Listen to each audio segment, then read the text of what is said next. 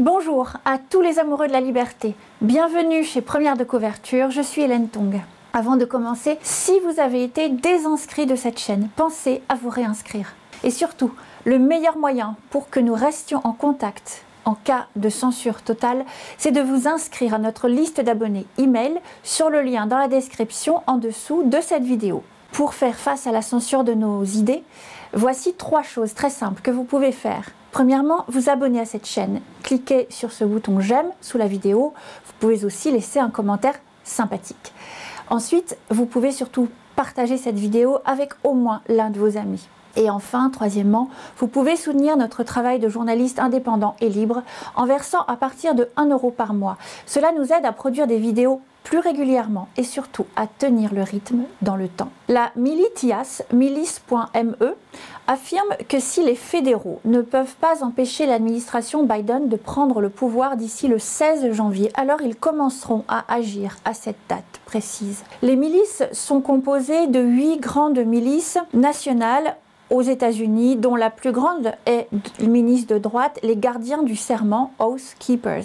Bien que l'organisation soit peu structurée et ne soit régie par aucun règlement spécifique, elle a un objectif unifié, celui de protéger la Constitution et de défendre et soutenir les fondations des États-Unis.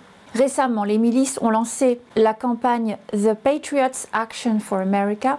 Elles ont publié une déclaration sur leur site web officiel qui disait « Il ne s'agit pas d'un club ou d'un groupe, il n'y a pas d'argent en jeu ». Autre que le coût de ce site web.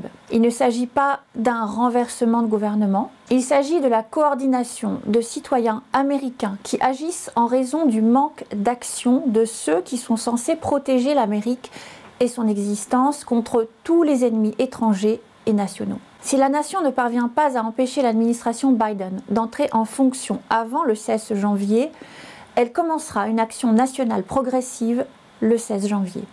Biden ne sera pas autorisé à être inauguré le 20 janvier, disent-ils. La déclaration dit « Le 16 janvier 2021, nous entamons le processus d'extermination de l'idéologie démocrate en Amérique.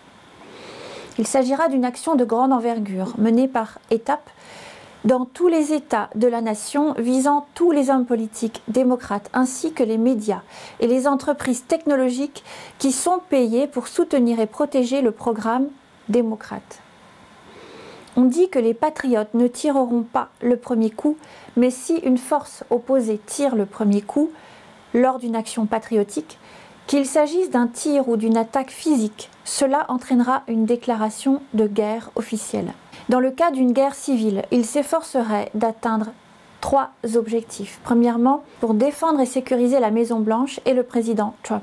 Deuxièmement, une fois la présidence de la Maison-Blanche sécurisée, poursuivre, capturer et détenir tous les hommes politiques démocrates actuels et anciens, nationaux et locaux qui ont joué un rôle dans la planification, l'exécution ou le soutien de la tentative de coup d'État du président des États-Unis d'Amérique de 2016 à 2020, jusqu'à ce que toutes les preuves soient réunies et sécurisées pour les soumettre à un procès, une condamnation et une sanction par un tribunal militaire pour haute trahison contre les États-Unis d'Amérique. Troisièmement, simultanément aux actions menées dans le cadre de l'objectif 2, ci-dessus, des mesures seront prises pour mettre fin à toutes les sources et émissions de médias en continu gérés et influencés par des démocrates, ainsi qu'aux médias sociaux et sites web en Amérique qui participent à une propagande biaisée, démocrate et anti-américaine, limitant la liberté d'expression qui est couverte par le premier amendement de la Constitution des États-Unis.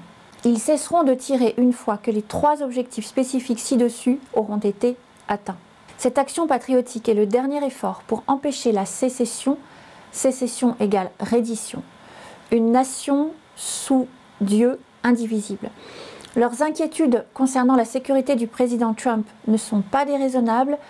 Après avoir témoigné lors des audiences en Géorgie, le domicile d'un des membres de l'équipe de Jovan Pulitzer a été la cible de coups de feu. Le premier sénateur à s'être présenté pour contester le collège électoral, Josh Hawley, a également été menacé par des antifas. Nous avions parlé de cela dans le précédent épisode, le 6 janvier. Nous reparlerons de ces 2 faits dans un prochain épisode. C'est le moment de nous quitter.